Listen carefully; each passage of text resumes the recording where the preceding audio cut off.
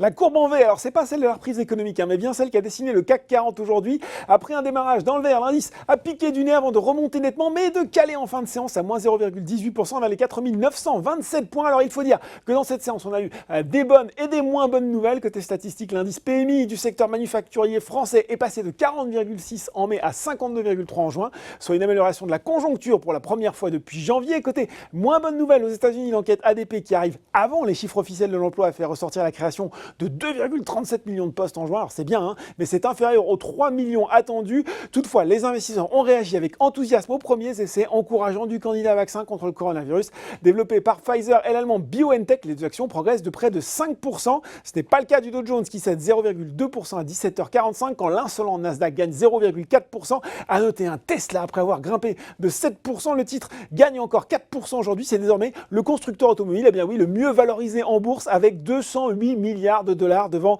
les 201 milliards de Toyota. Sur le marché français, côté hausse, Virbac est en tête des progressions du SBF 120 devant Ubisoft qui reste dans la partie. On attend la sortie le 12 juillet de ce nouveau jeu dont je vous parlais, un Hyperspace présenté comme un concurrent de Fortnite.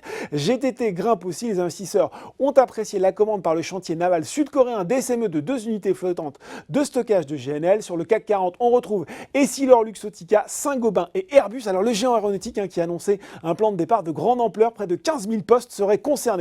Côté baisse, le spécialiste des revêtements de sol Tarkett s'est pris les pieds dans le tapis et recule de 7,9%.